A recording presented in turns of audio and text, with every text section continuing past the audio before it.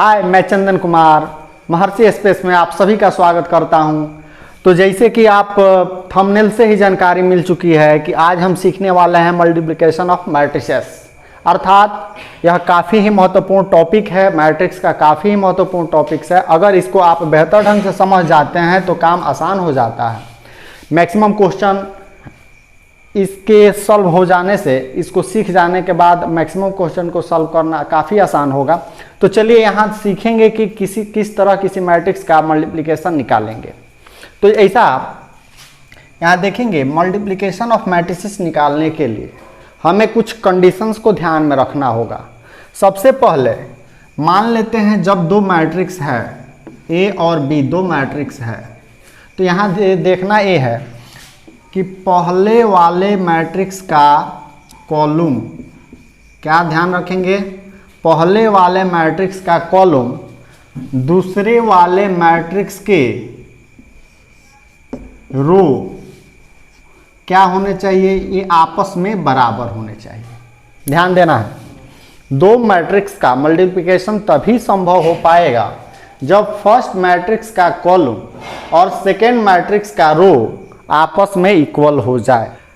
तो यहाँ क्या होना चाहिए, इक्वल होना चाहिए, अर्थात फर्स्ट वाले मैट्रिक्स का कॉलम सेकेंड वाले मैट्रिक्स का रो आपस में इक्वल होना चाहिए।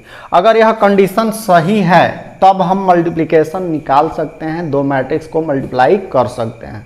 अब यहाँ देखना ये है कि यह कैसे संभव है। ध्यान देना है, ए कोई मैट्रिक्स है, ए का ऑर्डर अगर 2/3 हो और बी मैट्रिक्स है, इसका ऑर्डर 2/5 हो, तो अब आपसे पूछा जाए क्या हम ए को बी के साथ मल्टीप्लाई कर सकते हैं, इज इट पॉसिबल, क्या यह संभव है। तो आपको यहाँ देखना है कि ए जो मैट्रिक्स है उसका और जो कॉलम है कितना है, 3 है, और बी का जो रो है वह कितना है, 2 है। तो आपको यहाँ देखने को मिल रहा है कि 3 इज नॉट इक्वल टू 2, अर्थात फर्स्ट वाला का जो कॉलम है वह सेकंड वाले के रो के बराबर नहीं है। तो इस तरह से हम कहेंगे कि A B doesn't possible, A into B का मल्टीप्लिकेशन संभव नहीं है। अब यहाँ देखिएगा, ए और बी का अगर यहाँ यह भी 3/5 ऑर्डर का हो जाता, ध्यान देना है, ए किस ऑर्डर का 2/3, बी किस ऑर्डर का 3/5। अब यहाँ देखेंगे, अब यहाँ फर्स्ट वाला का देखा जाए, फर्स्ट वाला का कॉलम तो 3 है, सेकेंड वाला का कॉलम रो कितना है, 2 है, सॉरी इसका भी 3 है, तो यानी 3 के बराबर 3 है। तो इस तरह से हम कहेंगे यहाँ ए बी पॉसिबल हो जाएगा। ध्यान क्लियर हुआ। जैसे देखा जाए, यहाँ हम सी ले लेते हैं, सी का ऑर्डर 2/5 और डी का ऑर्डर है 5/6। तो आप यहाँ बताइए, तो सी में डी से मल्टीप्लाई कर पाएंगे कि नहीं कर पाएंगे, सी डी निकाल पाएंगे कि नहीं निकाल पाएंगे। तो देखा जाए तो सी का जो कॉलम है वह कितना है, 5 है, डी का जो रो है वह भी 5 है, अर्थात यह आपस में इक्वल है। इस तरह से हम सी को डी के साथ मल्टीप्लाई कर सकते हैं, कोई दिक्कत नहीं होने वाली है। अब यहाँ देखा जाए, जब हम सी और डी को आपस में मल्टीप्लाई कर लेंगे तो जो नया मैट्रिक्स आएगा वह डेफिनिट नहीं है कि वह किस ऑर्डर का होगा। यहाँ डेफिनिट करना पड़ेगा, जैसा कि जोड़ के रूप में हम सीखे थे, घटाव में सीखे थे, तो वहाँ उस तरह का कंडीशन नहीं है। अब यहाँ देखा जाए, यहाँ जैसा कंडीशन हम बता दिए कि फर्स्ट वाला का कॉलम सेकंड वाला का रो आपस में इक्वल होना चाहिए। तो जब हम नए मैट्रिक्स का जो मल्टीप्लिकेशन के बाद जो रिजल्टेंट मैट्रिक्स होगा उसके ऑर्डर की बात करें तो उसका ऑर्डर होगा, आप यहाँ देखोगे 2, क्या बच रहा है, देखिए 5 के बराबर है, तो यहाँ बच रहा है 2, इधर क्या बच रहा है 6, अर्थात जो नया मैट्रिक्स होगा वह 2/6 ऑर्डर का होगा। कोई डाउट। अब यहाँ एक और एग्जांपल देख लिया जा, मैं ले लूँ, एक ई मैट्रिक्स है और एक एफ मैट्रिक्स है। ई का ऑर्डर है 2/3 और एफ का ऑर्डर है 3/2। और कोई कहेगा आपसे कि ई एफ पॉसिबल है, क्या पूछेगा, ई एफ अर्थात ई के साथ एफ का मल्टीप्लिकेशन किया जा सकता है। यदि किया जा सकता है तो उसका ऑर्डर क्या होगा यह बताना होगा। तो आप यहाँ देखोगे ई एफ की बात करें तो ई का ऑर्डर कितना है 2/3 है, एफ का ऑर्डर कितना है 3/2 है, और कंडीशन क्या है कि रो कॉलम कितना के बराबर होना चाहिए रो के। तो यहाँ देखा जाए यह आपस में इक्वल है, इक्वल है तो हम ई के साथ एफ का मल्टीप्लाई कर सकते हैं। और जब करेंगे तो जो नया मैट्रिक्स ई एफ आएगा वह किस ऑर्डर का होगा तो आप देखिएगा वह होगा 2/2। कौन बच रहा है, यहाँ 2 बच रहा है और यहाँ बच रहा है 2, तो यहाँ जो नया मैट्रिक्स होगा वह हो जाएगा 2/2। अब यहाँ देखा जाए अगर इसी चीज को उलट करके पूछ सकता है, जैसे पूछेगा कि आप बताइए क्या एफ ई पॉसिबल है, अर्थात मैट्रिक्स एफ में ई से मल्टीप्लाई किया जा सकता है। तो यहाँ देख सकते हैं इसको एफ का वैल्यू और यहाँ लिखेंगे ई का। तो एफ का जो रिजल्ट ऑर्डर है आप यहाँ देख लीजिए क्या है 3/2, इसका ऑर्डर क्या है 2/3। तो जब 2/3 है और यहाँ देखा जाए रो कॉलम के बराबर है तो आसानी से हम f का e के साथ मल्टीप्लाई कर सकते हैं। और जब मल्टीप्लाई करेंगे तो जो नया मैट्रिक्स एफ ई होगा वह किस ऑर्डर का होगा, वह बच रहा है 2/2 है तो क्लियर है इक्वल है, तो बचेगा क्या, यहाँ बच रहा है 3, इधर बच रहा है 3, तो जो नया मैट्रिक्स होगा वह 3/3 ऑर्डर का होगा। क्लियर है, स्पष्ट हो गया। अर्थात हम यह चीज सीख लिए कि दो मैट्रिक्स का मल्टीप्लिकेशन कब पॉसिबल है, यदि पॉसिबल है तो उसके ऑर्डर क्या होने चाहिए, अर्थात फर्स्ट वाला का कॉलम सेकंड वाला का रो आपस में इक्वल होना चाहिए। और साथ ही साथ यह जो नया मैट्रिक्स होगा उसका रिजल्ट क्या होगा ये भी हम सीख लिए हैं, कोई दिक्कत नहीं है। अब जानेंगे कि दो मैट्रिक्स का मल्टीप्लिकेशन कैसे करेंगे, ये चीज़ कंफर्म करना बहुत ज़रूरी था, अदरवाइज काफ़ी दिक्कत का सामना करना पड़ता है। अब यहाँ हम देखेंगे दो मैट्रिक्स का मल्टीप्लिकेशन कैसे करेंगे, तो काफ़ी ही आसान होगा। एग्जाम्पल ले लेते हैं एक ए जिसका ऑर्डर है 2 3 1 5, और एक दूसरा मैट्रिक्स ले लेते हैं बी 1 5 1 2। अब आप बताइए क्या हम ए के साथ बी का मल्टीप्लाई कर सकते हैं, अर्थात ए बी को फाइंड कर सकते हैं क्या? चलिए देखते हैं कैसे होगा कि नहीं होगा, इस पर क्लियर कर लेते हैं। तो इसका ऑर्डर देखा जाए तो यह 2/2 ऑर्डर का है, आपको दिख रहा है ना, ऑर्डर पर बात कर चुका हूं मैं। तो यहाँ जो ए मैट्रिक्स है इसका ऑर्डर क्या है 2/2 है, बी का ऑर्डर क्या है आप देखो तो बताओ तो 2/1 है। क्लियर है, तो क्या ए बी पॉसिबल है कि नहीं है, देखिए तो ए का ऑर्डर 2/2, बी का ऑर्डर 2/1, अर्थात अंदर वाला इक्वल है, अर्थात फर्स्ट का कॉलम सेकंड वाला का रो इक्वल है। तो जब इक्वल है तो मल्टीप्लिकेशन संभव है, और जो रिजल्ट होगा वह क्या होगा ए बी मैट्रिक्स होगा।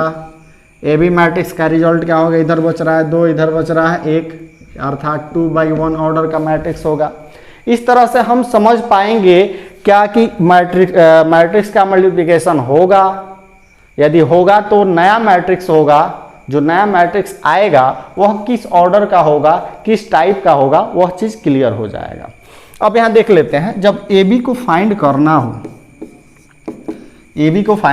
हो तो कैसे करेंगे। सबसे पहले हम ए को लिखेंगे, ए है, ए का वैल्यू आप बताइए तो कितना लिखा है 2 3 1 5 इंटू बी का वैल्यू कितना है 1 2।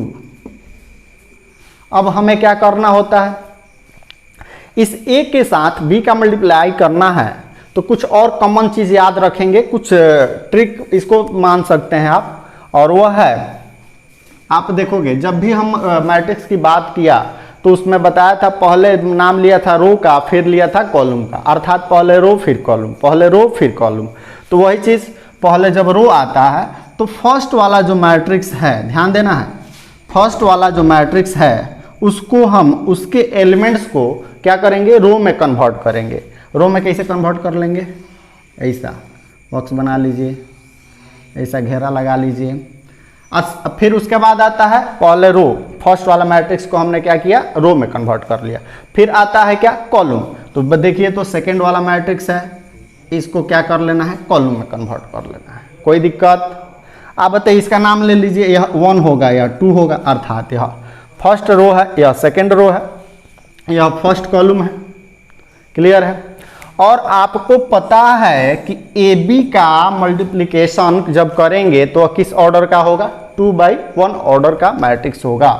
तो 2/1 को हम एजम कर लें तो क्या होगा, 2/1 अर्थात ए जैसे कि कंस्ट्रक्शन ऑफ मैट्रिक्स में हम पढ़े थे। तो इसको क्या लिख सकते हैं, इसका ऑर्डर क्या होगा, A11 A21। क्लियर है? हमें क्या करना है, इसका वैल्यू फाइंड करना है, अर्थात इस सब को छोड़ते हैं, उसको बाद में समझ लेंगे। पहले हम क्या करें, यहाँ इसको रो में बदल लिए, इसको कॉलम में बदल लिए, कोई दिक्कत नहीं है। अब हम क्या करेंगे, नेक्स्ट स्टेप में चलेंगे और क्या करेंगे, देखा जाए, हम कोशिश करेंगे कि इसको यहाँ से पकड़ना तो संभव नहीं है, इसको एज्यूम करेंगे, कल्पना करेंगे कि इसको हम पकड़ लिए, इसको उठाए और ऐसे करेंगे, इसको उठाए ऐसे करके लाकर इस पर चिपकाएंगे। तो जैसे आप कल्पना करिए, इसको उठाए ऐसे किए, हॉरिजॉन्टल किए, लाकर इस पर चिपकाए, तो इस 2 के ऊपर क्या आएगा, 1 आएगा कि नहीं आएगा, निश्चित रूप से आएगा। 2 के ऊपर क्या आएगा, 1। फिर आप देखिएगा इस 3 के ऊपर क्या आएगा, 2 आएगा। तो जो जिसके ऊपर जा रहा है उसको उसके साथ मल्टीप्लाई कर लेंगे। तो क्या होगा बताइए, 2 के साथ 1 का मल्टीप्लाई, तो 2 × 1 प्लस, बीच में जितने भी एलिमेंट्स होंगे उसके लिए प्लस का सिंबल यूज करेंगे। और 3 के साथ क्या आएगा, 2, तो यहाँ हम लिख लेंगे 3 × 2। कोई डाउट? फिर वही काम क्या कर लेते हैं, इसी को उठाएंगे और ऐसे करेंगे और फिर नीचे वाला पर चिपकाएंगे तो बताइए 1 के ऊपर क्या जाएगा, 1 जाएगा कि नहीं जाएगा, 1 के ऊपर 1, 1 × 1 प्लस 5 के ऊपर क्या आएगा, 2, तो 5 × 2। क्लियर है? अब इसका कैलकुलेशन कर लीजिए, तो क्या मिला, 2 × 1 2 और 3 दूना 6, 6 2 8, इसका वैल्यू 1 1 जा 1, अब 5 2 जा 10 11 आ गया कि नहीं, 2/1 ऑर्डर का मैट्रिक्स आया ना। यह कौन सा, इसका ऑर्डर की बात करें तो 1 1 ऑर्डर होगा, इसका ऑर्डर क्या होगा, 2 1 होगा। 1 1 ऑर्डर का मतलब है पहला रो को पहला कॉलम से गुणा। बताइए, तो इसको उठाए थे, पहला कॉलम को उठा करके पहला रो पर चिपकाए थे, तो 1 1 के ऊपर अर्थात पहला एलिमेंट्स निकला, A11 निकला ना। यही कॉमन चीज़ है, यह काफ़ी इंटरेस्टिंग है, कभी कन्फ्यूज़न को दूर करेगा हमेशा के लिए। तो जब इसको उठाए तो 1 के ऊपर आपका 1 आया, अर्थात हम कौन सा एलिमेंट्स निकालना है, A11। A11 का मतलब पहला रो को पहला कॉलम के साथ, पहला कॉलम को पहला रो के साथ जैसे मल्टीप्लाई किए तो आपका ये पहला रिजल्ट आ गया। फिर इसी को उठाकर जब इसके ऊपर लाए तो 2 1, दूसरा कॉलम के ऊपर, दूसरा रो के ऊपर पहला कॉलम आया है तो 2 1 एलिमेंट्स इसका कैलकुलेट किया, आ गया कि नहीं आ गया। काफ़ी आसान है। एक और एग्जाम्पल के द्वारा हम समझेंगे, काफ़ी क्लियर हो जाएगा, फिर मुझे पूरा विश्वास हो जाएगा, एक एग्जाम्पल के देखने के बाद पूरा विश्वास हो जाएगा कि आपको मैट्रिक्स का मल्टीप्लिकेशन में कोई कन्फ्यूजन नहीं होगा। अब यहाँ एक और एग्जाम्पल लेते हैं और वह एग्जाम्पल होगा A = 0 1 2 3 और दूसरा मैट्रिक्स ले लेते हैं हम 5 2 -1 4। अब आपको यह एग्जाम्पल देखेंगे, यह 2 मैट्रिक्स दिया हुआ है और पहला मैट्रिक्स का ऑर्डर क्या है आपको दिख रहा है 2/2, दूसरा भी किस ऑर्डर का है 2/2 है कि नहीं है। अब आपसे कोई कहे कि ए बी फाइंड करिए, ए बी फाइंड करने के लिए हमें क्या करना होगा बताइए। तो फर्स्ट का कॉलम सेकंड का रो आपस में इक्वल है, इक्वल है तो मल्टीप्लिकेशन पॉसिबल है। मल्टीप्लिकेशन पॉसिबल है तो रिजल्टेंट मैट्रिक्स क्या आएगा, 2/2 इधर बच रहा है ना, यानी ए बी का जब मल्टीप्लाई करेंगे तो वह किस ऑर्डर का मैट्रिक्स आएगा, वह 2/2 का आएगा। अब चलिए इसका मल्टीप्लाई कैसे करेंगे इसको भी सीख लेते हैं। A B is equal to A का वैल्यू 0 1 2 3, बी का वैल्यू 5 2 -1 4। अब क्या कह रहे हैं, इसको कन्वर्ट कर दीजिए। मैं पहले बोला था कि क्या करना है, फर्स्ट वाले मैट्रिक्स को रो में, फर्स्ट वाला पहले रो, फिर फर्स्ट वाले मैट्रिक्स को रो में, बाद में आता है कॉलम, सेकंड वाला मैट्रिक्स को कॉलम में, यही काम करना है। तो इसको रो में कन्वर्ट कर लिए, इसको कॉलम में कन्वर्ट कर लिए, क्लियर है। 1 2 1 2। अब यहाँ क्या करना है, कल्पना करना है, किसको उठा कर लाना है भाई, इसको उठाना है। किसको उठाएंगे, फर्स्ट को, क्योंकि आपको पता है किस ऑर्डर का मैट्रिक्स निकलेगा, 2/2 ऑर्डर का मैट्रिक्स। आपको ऑलरेडी पता चल चुका है किस ऑर्डर का जो नया मैट्रिक्स होगा वह किस ऑर्डर का होगा, 2/2 का होगा। और 2/2 का मतलब ए 1 1 1 2 2 1 2 2 होगा कि नहीं होगा, क्लियर है। जब इतना क्लियर है तो आप बताइए, फर्स्ट हमें इस एलिमेंट्स का वैल्यू निकालना है ना, A11 का क्या रिजल्ट होगा उसको निकालना है।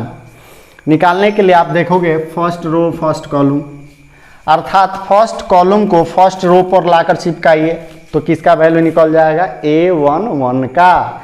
कोई भी कंफ्यूजन नहीं होना चाहिए, किसी भी ऑर्डर का मैट्रिक्स दिया हो और उसका मल्टीप्लिकेशन निकालना हो तो आप क्या कर लेंगे, इस रूप में लिख लेंगे। और लिखना क्या है, ज़्यादा से ज़्यादा प्रैक्टिस, शुरुआती दौर में थोड़ा सा ये सब लिखने की ज़रूरत है, अदरवाइज लिखने की ज़रूरत नहीं पड़ती है। और जब आप प्रैक्टिस कर लेंगे तो किसी टाइप का मैट्रिक्स दिया हो आसानी से मल्टीप्लिकेशन कर लेंगे। तो फर्स्ट शुरुआती दौर में मुझे भी काफ़ी, जब मैं इनिशियल स्टेज में था, जब मैं सीख रहा था तो मुझे भी काफ़ी इस तरह की प्रॉब्लम्स हुई थी, कन्फ्यूजन्स हुआ था कि किसको किसके साथ मल्टीप्लाई करना है। और अक्सर आपके टीचर भी इस तरह के बात मतलब कि इस तरह के टॉपिक्स में काफ़ी कन्फ्यूजिंग भरा हो जाता है। तो इस तरह से आप जब इस वीडियो को देख लेंगे तो मुझे पूरा विश्वास है कि आपको कोई कन्फ्यूजन नहीं रहेगा। तो यहाँ क्या करेंगे, अब हम बताइए A11 का वैल्यू फाइंड करने के लिए फर्स्ट कॉलम को उठा करके फर्स्ट रो पर लाइए।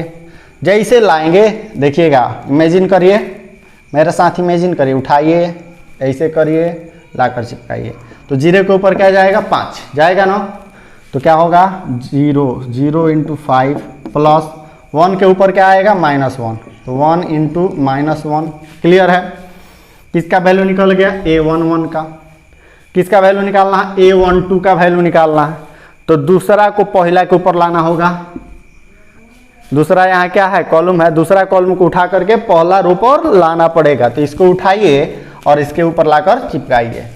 देखिए उठाइए तो इसको इमेजिन करिए, लाइए, फिर चिपकाइए। तो 0 के ऊपर क्या जाएगा, 2, तो 0 × 2 प्लस 1 × 4। कोई डाउट है, नो डाउट। अब आगे नीचे बढ़ लेते हैं। फिर अब किसका वैल्यू निकालना है, इसका 2 1, अर्थात फर्स्ट कॉलम को सेकेंड रो पर लाना है, यही ना बता रहा है। 2 1, 2 रो है, 1 क्या है, कॉलम है। तो फर्स्ट कॉलम को सेकेंड रो पर लाना है। फर्स्ट कॉलम को सेकेंड रो पर लाएंगे तो 2 के ऊपर क्या जाएगा, 5, तो 2 × 5, 2 × 5 प्लस 3 के ऊपर क्या आएगा, -1, तो क्या लिख लेंगे, 3 × -1। फिर अब आप यहाँ देख लेंगे A22 है, क्या है, A22 निश्चित रूप से यह कह रहा है कि दूसरा को उठाकर दूसरा के ऊपर रखिए, दूसरा कॉलम को उठाइए, दूसरा रो पर रखिए। तो दूसरा कॉलम को उठाएंगे, दूसरा रो पर रखेंगे, तो 2 के ऊपर क्या आएगा, 2 × 2 प्लस 3 × 4, 3 × 4, नो डाउट। अब यहाँ क्या है, कैलकुलेशन कर लीजिए। यहाँ तो 0 हो जाएगा, 1 में -1 से -1, यह भी 0। यहाँ क्या होगा, 4 1 जा 4, यह 5 दूना 10, 3 एकम 3 यानी 3, 5 दूना 10 से 3 जब घटेगा तो क्या होगा, 7, और 2 दूना 4, 4 3 12, 12 4 16। आ गया कि नहीं आ गया, या किस ऑर्डर का मैट्रिक्स आया, 2/2 का। तो इस तरह से क्या हुआ, आप मल्टीप्लिकेशन ऑफ मैट्रिक्स को क्लियर कर लिए। अगर आपको यह वीडियो पसंद आए तो अपने दोस्तों तक जरूर पहुंचाएं ताकि वो भी इस वीडियो का लाभ ले सकें।